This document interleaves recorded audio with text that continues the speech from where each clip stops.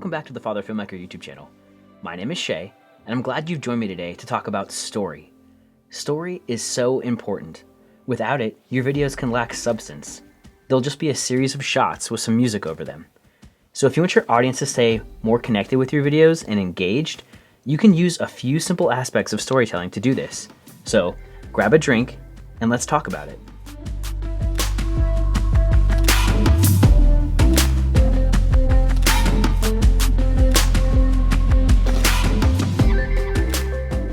So you could look at storytelling very simply and say you just need a beginning, a middle, and an end. But I want to go a little bit more in depth and discuss 5 things that I've started to think about before I press record to help me tell a better story. So what are these 5 things? They are the setting, the characters, the event, some conflict, and then the resolution or conclusion to that conflict. These essential elements help the story to run smoothly and allow the action to develop in a natural way that your viewers can follow. So before your event or adventure, do a little pre-planning beforehand. This will make it so that when you grab your camera and hit the record button, you know exactly what you're trying to accomplish. This will also give you a roadmap when you go to edit your video. A little bit of work and planning up front will make this a whole lot easier. And an added benefit is this will allow you to stay more involved and connected with your family, as opposed to an outsider observing them with a camera and waiting for action to develop. So for me, one of the more useful tools that I've started using to do this is a storyboarding notebook. The one I'm currently using is made by Moleskine, but there are tons of them out there. I put a link to mine and some other great options and free options below in my video description.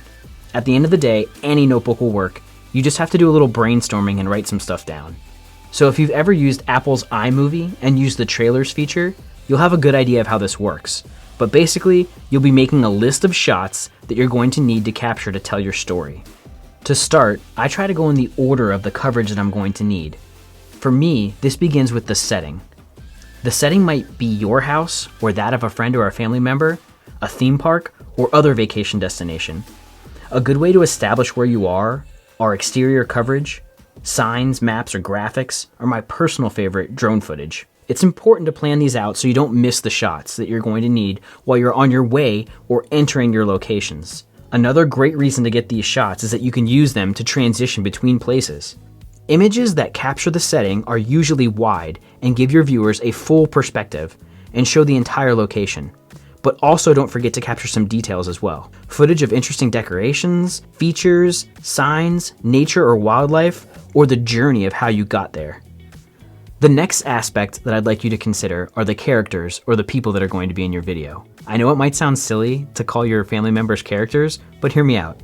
Think about getting shots of the whole group together, but also footage of the individuals. It's normal for people to take group photos, so try to use that as an opportunity to capture some footage of the group together.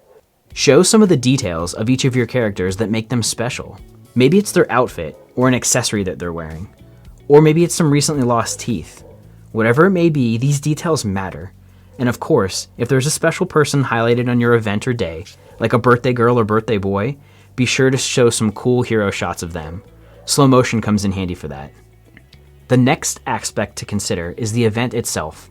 And I know that can seem pretty straightforward, but what I'd like you to think about is to get a variety of shots. Your viewers likely were not at this event, so be sure to capture the big picture with some wide-angle shots, but also get enough coverage of the action and details. Use medium and close-up shots to do that. The next aspect can be particularly tricky to plan for because most of the time you have to let the event happen to see what the drama or the conflict is. It might be difficult, but don't forget to film these moments, and also make an effort to talk to the camera and let your audience know what's going on and how you or your family feels about it. Like the time you were in Germany and filled up your diesel rental van with unleaded gas, or the time you drove 45 minutes to Disney and you forgot the tickets back at your Airbnb. These moments can be embarrassing, but they will be interesting things that your family will laugh about in the future, or maybe in a few days when they see your story. These things will also create a human connection and will hook your viewers in so they continue watching for the last aspect, which is the resolution or the conclusion of the event. If you start each video thinking about how you want your audience to feel or what you want them to take away from your video when it's over, it will be easy for you to address this last aspect.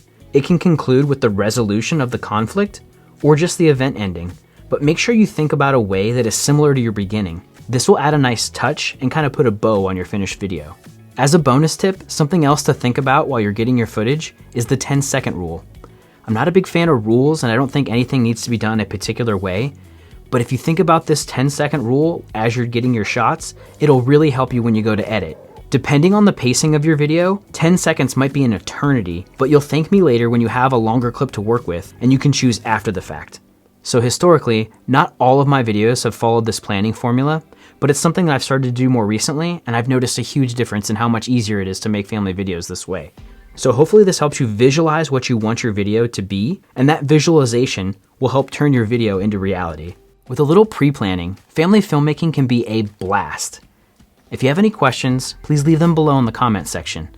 I'm here and I want to help. If you found this video interesting or entertaining, please consider subscribing for my future content. Thanks for watching. Now go out there and make great memories with your family.